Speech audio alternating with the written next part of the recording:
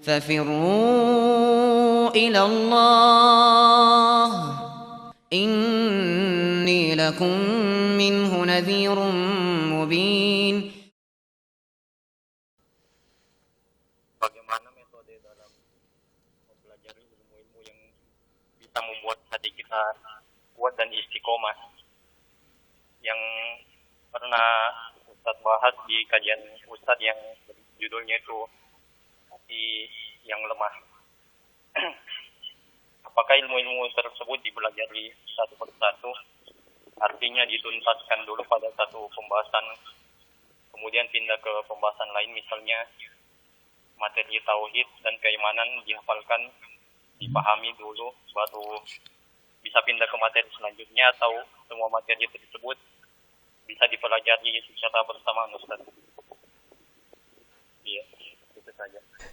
Baik, jadi Waalaikumsalam warahmatullahi wabarakatuh. Jadi pertama, ketika ada yang menelpon memberi salam, itu saya sudah jawab salamnya, jangan memberi salam khusus ke saya. Nanti Pak Dadang tersinggung juga, pendengar yang lain juga tersinggung ya. Karena saya jawab salamnya akhirnya jadi 2 kali. Baik, terus yang kedua, terkait dengan masalah ilmu-ilmu yang membangun hati, ilmu agama itulah yang membangun hati. Iya. Jadi kalau kita masuk dalam metode mempelajari ilmu agama, nah di dalam mempelajari ilmu agama itu memang ada tahapan-tahapan dan metodenya. Ada cara belajar yang benar. Iya.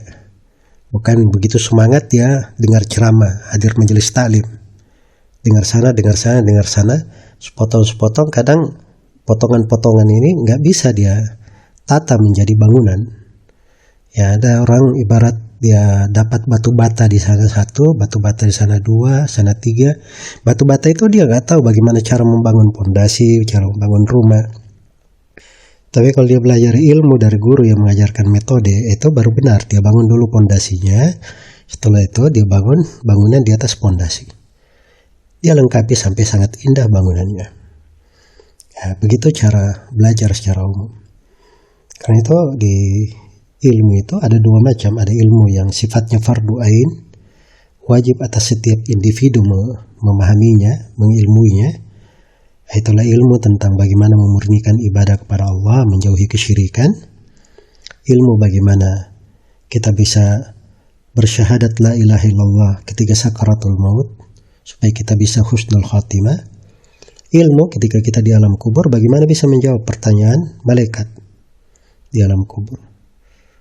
Nah ilmu yang fardu ain itu ilmu yang dengannya kita bisa menjawab pertanyaan Allah di padang mahsyar di hari kiamat.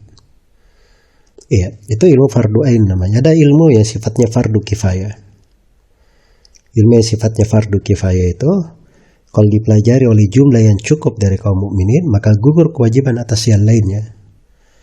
Ya, jadi misalnya, tidak setiap orang wajib belajar bahasa Arab. Tapi dalam satu kota harus ada yang bisa bahasa Arab. Iya. Atau ada jumlah yang sudah bagus bahasa Arabnya, menggugurkan kewajiban atas yang lainnya. Bahasa Arab, bahasa Al-Quran, harus ada yang memahaminya. Iya. Ketika masuk di dalam mempelajari ilmu itu ada tahapan-tahapannya. Ada namanya ilmu dasar. Ada tahapan di atasnya lagi lebih kuatnya. Ada tahapan yang lebih tingginya lagi. Itu semuanya diambil dengan proses dan melalui jalur guru. Ya, di channel saya di internet itu saya mengajarkan ada 2 kitab, etika dalam menuntut ilmu 1, terus berikutnya metode di dalam beragama di kitab Fadlul Islam. Setelah itu ada 10 buku. 10 buku itu adalah kajian-kajian yang dengannya seorang itu bisa selamat dari api neraka yang mencakup kewajiban. Ya silahkan diambil buku-bukunya, didengarkan audionya, dipelajari. Itu dasar-dasar untuk memiliki bangunan ilmiah. Dengan bangunan ilmiah itu akan bagus cara memahaminya. Akan dia miliki dari sumber kekuatan yang terus bersamanya, bukan api yang hanya